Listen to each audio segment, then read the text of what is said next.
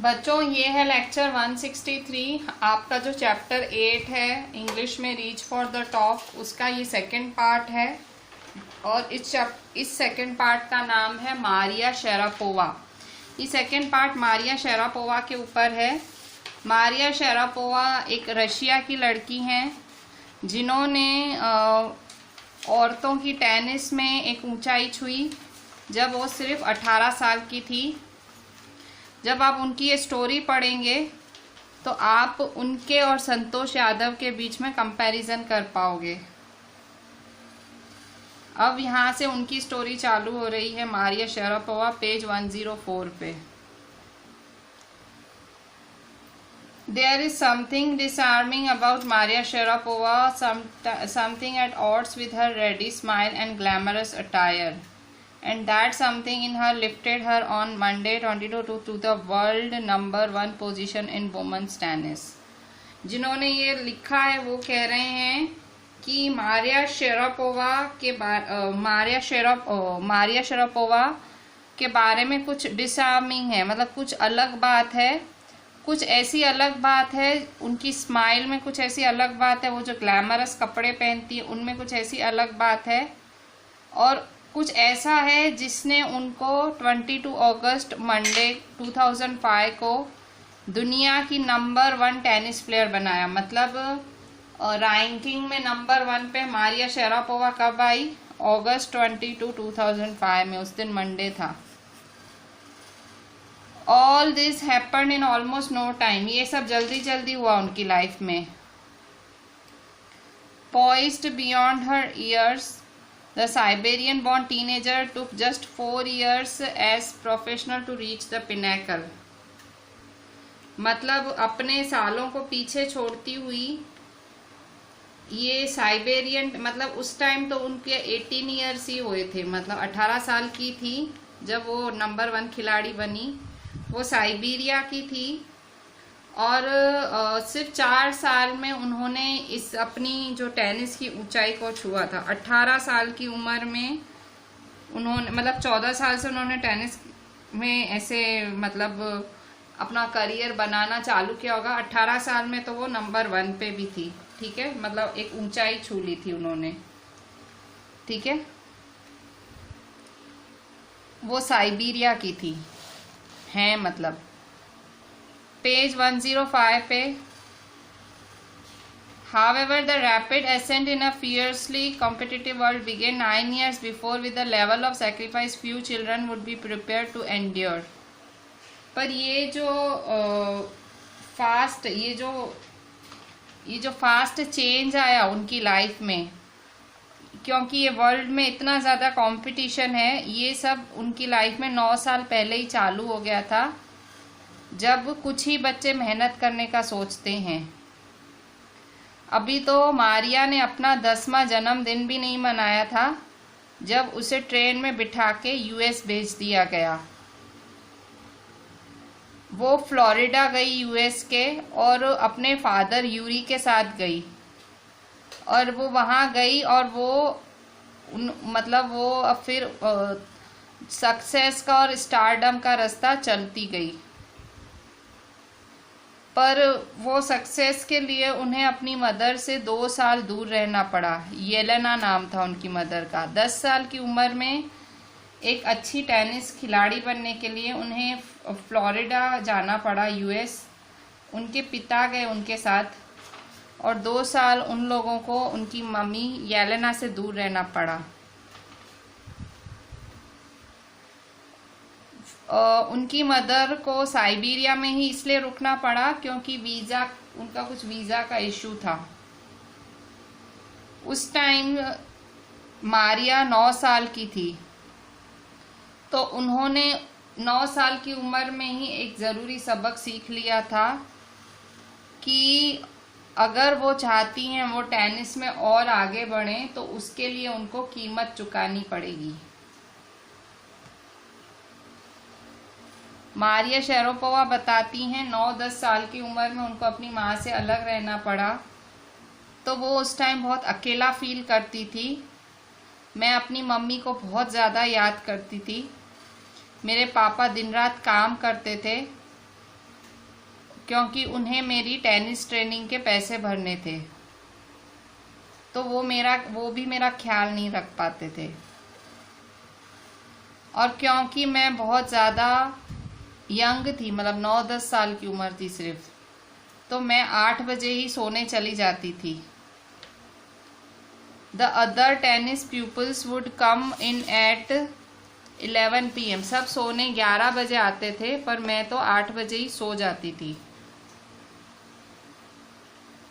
And wake me up and order me to tidy up the room and clean it.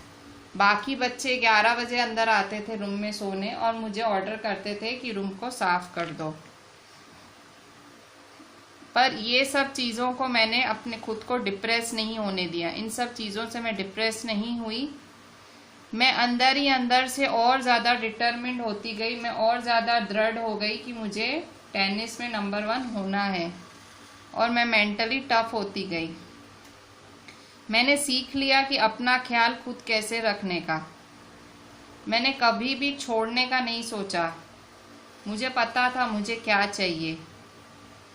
जब आप कहीं से नहीं आते हो और आपके पास कुछ नहीं होता है, तो आपकी भूख और बढ़ जाती है, आपका डिटर्मिनेशन और बढ़ जाता है। मुझे बहुत ज़्यादा सहन करना पड़ा, मुझे बहुत ज़्यादा ह्यूमिलिएशन सहन करनी पड़ी, मुझे बहुत ज़्यादा इंसल्ट्स सहन करनी पड़ी। मेरा ड्रीम, मैं क्योंकि बहुत फास्ट अचीव करना चाहती थी मेरा ड्रीम। और आज भी मारिया में यही भूख है, यही टफनेस है। और इसीलिए उन्होंने वुमेन्स का सिंगल्स क्राउन विंबलडन में 2004 में जीता था, और वो नंबर 1 खिलाड़ी बन गई थी। वो कहाँ से आई थी? साइबेरिया के ठंडी जगह से आई थी, और वो वुमेन टेनिस की ऊंचाइयों पे चढ़ी थी। और अब वो दुनिया के टेनिस के फैंस के दिलों पे राज कर रही थी। मतलब अब वो सेंटिमेंट्स के लिए जगह ही नहीं थी, वो एक प्लेयर थी। जब उनसे सवाल पूछा जाता था कुछ, उनसे पूछा जाता था कि भाई तूने इतने सारे सेक्रीफाइसेस किए, तो वो प्लेन लुक के साथ आंसर करती थी कि मैं बहुत ज़्यादा कॉम्पिटिटिव हूँ, मैं बहुत कंपटीशन में मानती हूँ, और मैं बहुत मेहनत करती हूँ जो भी करती हूँ। ये मेरा काम है, मतलब इट्स माय जॉब, मेहनत करना मेरा काम है, और यही मेरे सक्सेस का मंत्र है। मतलब अब वो सेंटिमेंटल नहीं थी, अब वो बहुत ही प्रैक्टिकल हो गई थी। मारिया शारापोवा बात करती हैं तो वो एक अमेरिकन एक्सेंट में बात करती हैं, पर आज भी उसे अपना रशियन होने पे गर्व है। मतलब क्योंकि वो साइबेरिया की पैदाइश है, सो वो रशियन है, मतलब उनकी नेशनलिटी रशियन है। आज भी उन्हें रशियन होने पे गर्व है। Clearing all doubts, she says, I am Russian. It's true that the US is a big part of my life, but I have Russian citizenship. My blood is totally Russian. I will play the Olympics for Russia if they want me. कह रही हैं कि मेरा America, मतलब USA ने मेरे career में बहुत बड़ा हाथ है, यूएसए का मेरे करियर में बहुत बड़ा हाथ रहा है, पर मैं आज भी रशिया की ही सिटीज़न हूँ, और अभी भी रशियन खून ही मेरे बॉडी में दौड़ता है। अगर आज भी रशिया वाले चाहते हैं मैं उनकी तरफ से खेलूं, तो मैं आज भी तैयार हूं। मतलब अब उनको रशिया के लिए प्यार है, क्योंकि वो हैं तो पैदाइश रशिया की ना। तो भले अमेरिका में उन्होंने ट्रेनिंग ली, अमेरिका में उनको सक्सेस मिली, पर आज भी वो मन से रशियन ही हैं। किसी भी टीनेज सेंसेशन की तरह, मतलब जो भी टीनेजर्स जो अचानक से फेमस हो जाते हैं, उनकी तरह मारिया शेरापोवा को भी फैशन, सिंगिंग, डांसिंग, ये सब उनकी हॉबीज़ है। क्योंकि टीनेजर हैं वो, उनको नॉवेल्स पढ़ना अच्छा लगता है, आर्थर कॉनन डॉयल की, और उनको इवनिंग गाउन्स पहनना बहुत अच्छा लगता है, और उन्हें पैनकेक्स पसंद है, चॉकलेट स्प्रेड पसंद है उसके ऊपर, और उन्हें ऑरेंज ड्रिंक्स भी बहुत पसंद है। Maria Sharapova can not be pigeonholed, मतलब आप उसको एक कैटेगरी में बंद नहीं कर सकते हो। Her talent, unwavering desire to succeed and readiness to sacrifice have lifted her to the top of world. उनके टैलेंट ने, उनकी चाह ने कि मैं सक्सेसफुल बनूं, और हर सेक्रीफाइस जो उन्होंने किया है टॉप पे आने के लिए, आप उसको few would grudge her the riches she is now reaping. कुछ लोगों को लगता है कि वो इतनी अमीर हो गई हैं, कुछ लोगों से उनको जलन होती है। ग्रज मतलब जलन होती है कि भाई कैसे वो अमीर हो गई हैं, कैसे वो अमीरी अभी उनकी, वो इतनी अमीर हैं। So this is what she has to say. अमीर होने के बारे में वो कहती हैं कि of course money is a motivation, भाई पैसा कमाना मुझे मोटिवेट करता है और अच्छा खेलने के लिए। Tennis is a business and a sport, tennis एक बिजनेस भी है और एक खेल भी है। But the most important thing is to become number 1 in the world. पर मुझे एक ही चीज आगे बढ़ाने के लिए प्रोत्साहित करती है, वो कि मुझे नंबर 1 बनना है पूरी दुनिया में। That's the dream that kept me going, यही एक ड्रीम है जो मुझे आगे बढ़ाता है और मेरे को अचीवमेंट्स दिलाता है। सो आप देख सकते हो 10 साल की उम्र में ही उन्होंने टेनिस खेलना चालू कर दिया था। उनके पिता उनको अच्छी ट्रेनिंग के लिए साइबेरिया छोड़ के अमेरिका यूएसए ले गए थे, फ्लोरिडा ले गए थे, ताकि उनको अच्छी ट्रेनिंग मिले। 2 साल अपनी मदर से दूर रही क्योंकि उनकी मदर का वीज़ा का इशू था। हॉस्टल में रहती थी, हॉस्टल वाले तंग करते थे, पर वो डिटरमिन्ड थी कि उन्हें एक अच्छी टेनिस की खिलाड़ी बनना है। 14 साल से तो उन्होंने खेलना चालू कर दिया था वर्ल्ड लेवल पे। 18 साल में तो नंबर 1 पे थी, ठीक है। सो इतनी छोटी उम्र में इतनी सक्सेस हासिल की है और अभी भी वो सक्सेसफुल ही हैं, ठीक है। So this was story about Maria Sharapova. और ये स्टोरी जैसे आपने संतोष यादव की देखी, ये दोनों लेडीज़ मतलब बचपन से ही आपने देखा।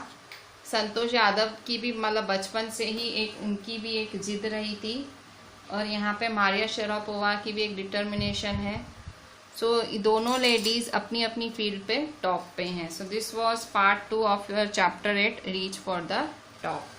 Just read the story and we will do the question answers in the next lecture. Thank you.